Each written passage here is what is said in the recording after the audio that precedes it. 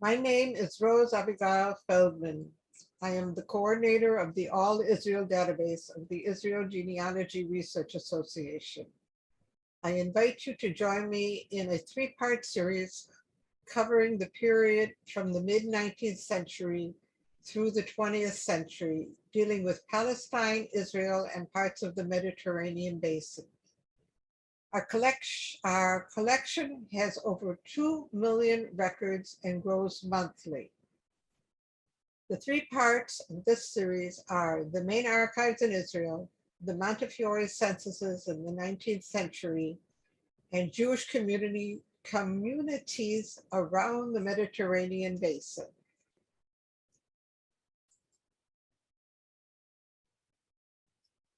And the Montefiore censuses, you will find a variety of information, and it varies from census to census. The first census was in 1839 and has the minimum amount of information. It doesn't even have the names of the women, of the wives. But as they go on, they include more and more information. What information can we find? The family name, the first name, the possible age and date of immigration to Palestine, the place of birth, it can be the country or the city or the area, marriage, sometimes the names of the spouse and the children and their ages, information about occupation, financial status, and notes, and the information or the lists are organized according to a kollel. A kollel usually refers to adult education in the area of religious studies, but in the censuses, it refers to the congregation, and it can include a list of leaders, lists of the families, the lists of widows and orphans. Sometimes the information is together and sometimes it's in separate lists. I'd like to show you a comparison of what communities or some of the communities that were in the census in 1839 versus the last census in 1875. You'll see that in 1839, they'd included Sidon in Lebanon, and Acre, or as we say in Israel, Akko, and Shfar'am, which is a bit south of Haifa, and Jermak, which is close to Sfat, and Nablus. But these were not included in all of the following censuses. But in all the censuses, you will find Haifa, Jaffa, Sfat, Tiberias, Jerusalem, and Hebron. When you look at the occupations in 1839, you'll find that most of the people do not have an occupation. And out of those that do have an occupation, many of them were listed as studying the Talmud or the Psalms or the various aspects of the religion. Sometimes the occupation was listed in the financial status column. And so when we built this database, we moved it over to the occupation. If someone was listed as studying or part-time and also having an occupation, we chose the occupation. The rabbis and the sages were not listed as an occupation at the stage in 1839.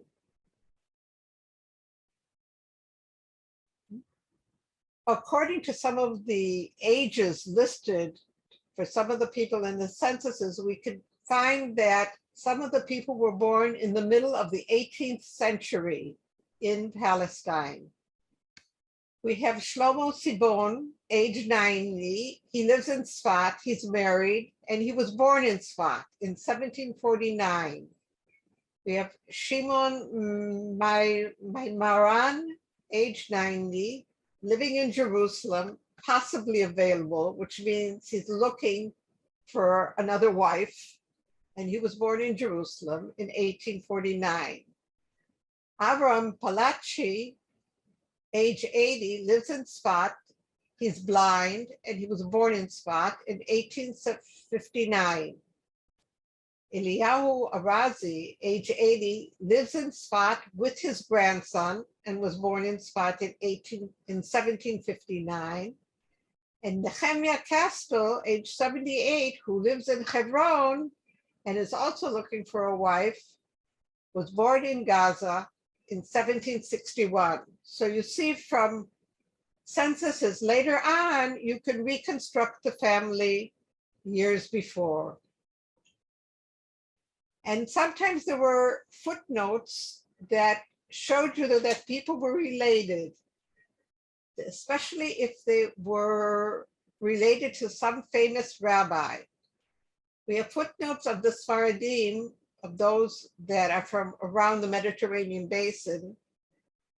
And they mentioned that the chief Rabbi Navon that they were the fourth generation of the chief Rabbi Navon. And this was also one of the ancestors of the president of Israel, of Yitzhak Navon. We have 4 mentions of a person being the grandson and the great-grandson of a rabbi, 11 mentions of being a grandson of someone, and even 2 mentions of being a granddaughter of someone, which means that the grandfather was a very revered and famous person in the community. Since this is at the time when censuses were just starting to be taken, I think the earliest census was in England in about 1808 or 1810. The format had not been sent to Palestine, just a list of what information they wanted, and people filled it in using any term that they wanted to. And I'm showing you here that because it wasn't a set form like we use today, they used many different terms for being poor. They could use destitute and beggar, poverty, impoverished, charity, living from charity, living from on the dole, that he was needy or that he was poor. And in Hebrew, you'll often see that there are many different terms for this one term in English. We can approximate the growth of the Jewish population according to the censuses. And you see that in 1839, there were less than 7,000 Jews living in Palestine, whereas in 1875, there were approximately 24,000, which means that's almost quadrupled. It's very hard to know what a family unit is. Sometimes they're listed together, and so you can count the units, because you'll find the father and the mother and the children together. But sometimes they have separate lists for widows and separate lists for orphans, and the people may even be listed twice, once as a family unit and once in separate lists. So it's very hard, especially in 1875, to know how many family units there were. And that's why it didn't increase in the same amount that the number of people did. Plus, they had more children that were living. Now, we don't always have actual names. Sometimes you have nicknames, and sometimes you only have a family name. So it's very hard always to connect various lists to know that they were talking about the same person. This is an example of the list of orphans and widows in Sfat in 1839. As you can see, it is quite hard to read. And this is an example of the census from Alexandria in 1840. My mistake, it should be 1840. And this is the only census that was taken in Alexandria or in Egypt for Sir Moses Montefiore. In 1865, there was a cholera epidemic, and we found a page where they even listed the names of the people who had died in the epidemic. epidemic, and that how many of the members of the family were left that needed support. Most of this information can be found on the website for the Israel Genealogy Research Association, but the full information is found on the website in England of the Montefiore Endowment, which is for the preserving and developing the legacy of Sir Moses Montefiore. There are two ways to search it. There is a simple search, as you see here, and I suggest that you be creative. You can give the exact name, or you can give the first three letters of the name, or three middle letters of the name, or the three end letters of the name. And you can say if you want your results in Hebrew or in English, and you can pick what year you want. The second way to look for it is the advanced search, which allows you to put in much more information. You can choose the year, and you can choose the residence, the country of birth, the occupation, the institution type, the given name, the community or kollel name, the place of birth, the economic status, and the institution name. As I said, it's worthwhile to be creative, and the residence and the kollel and the country of birth and place of birth are drop-down lists so that you know exactly what information there is, and they weren't always consistent. They could name it one way in one census and another spelling in another census.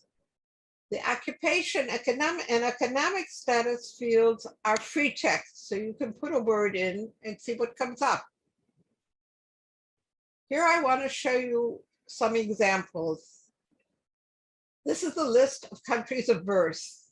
And as you can see, it contains countries from Europe and Eastern Europe and around the Mediterranean, and even India and Iran and Iraq. You can look by places of birth, because sometimes people filled in the place of birth and sometimes they filled in the country of birth. And we're not sure who filled out the information. It was probably a scribe of that specific community. So he might have filled in the information by talking to someone, or he might have known the family and didn't ask for the exact information, but he filled in what he knew. You could also choose by residence. And so you see here that you can choose Jerusalem, Nablus, Pekin, Ramla, Sfat, Shfar'am. And you can see Shfar'am is spelled two different ways, in Shechem and Sidon and Tiberias. You can pick the congregation that the person belonged to. If your ancestors were from Europe, well, they would probably not be a Sfaradim, though in Jaffa there was a community of Sfaradim and Ashkenazim living together. But if you knew that your grandparents or your great-grandparents came from Holland, you might want to only look in the Holland or the Holland and Deutschland community. If you know they came from North Africa, you might pick North Africa and not the Sfaradim. So you have many choices here, and you should try them all. The Jewish community thanks Sir Moses Montefiore for his initiative 183 years ago by conducting these censuses. We believe the actual reason for these censuses was so that he could help the people by handing out sums of money according to the information that was given. There were some people that decided they didn't want to participate in the censuses, and they might not be there for that reason. But I'd like to say that tell you about other documents dealing with the Jewish community in the 19th century in Palestine that you can find in the Israel Genealogy Research Association collection. You have baptisms from 1839 to 1911 from the Christ Church. You have births from Zichron Yaakov, burials and cemeteries from the Christ Church. You have the censuses that were conducted for the Ottoman Empire, those that were conducted in Hebrew of the Jewish communities. You have some immigration lists. You have some kollel or community lists from 1889 to 1932.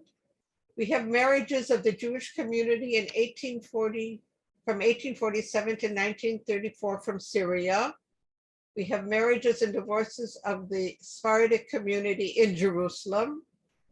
We have the Mukhtar books from Jerusalem. The Mukhtar is a ruler of a community, and it's the name that was given to him. We have some professions of the Hebrew theater that start in 1889. And we have residents in Rishon LeZion and in Zichron Yaakov. Those are communities that go back to the end of the 19th century. Now, if you want to search in our website, you have to register and you come to this page, which is the search engine page. The registration is free and it'll allow you to do a search, and you can search by a phonetic match or an exact search. If you want to search in Hebrew and you don't have a Hebrew keyboard, we have a virtual keyboard on the page for you to use. Most of the names are transliterated from the original language. If the document was in Hebrew, the transliteration is into English and Latin letters. If the document isn't in Hebrew, then we transliterated the names into Hebrew. And I'd like to show you some filters that you can use to narrow down your original search. Rivlin is the name of our past president. And if you look for him, if you look for his name, you can find him in the top search name search. You can find his various members of his family in the top given name search. You can find that the name appears in various localities in Israel, and you can also find that the name appears in various countries outside of Israel. You can see which years there is information for, and you can see what was the source, or in what archive we found it, or in what database it is found. If you look at the left side, you'll see the way we categorize all our files. Each file is given one category. And so you'll see how many people there are in a census or registry, or donations, education, elections, meaning delegates or candidates, local election lists, or national voters lists. If the names appear in a Holocaust database, if they appear in immigration or military, if the names were changed, because during the British Mandate, the names had to be officially registered, the change of the name, or in occupations, or in sports, or vital records, or in Brit or baptism records, or in cemeteries. Thank you.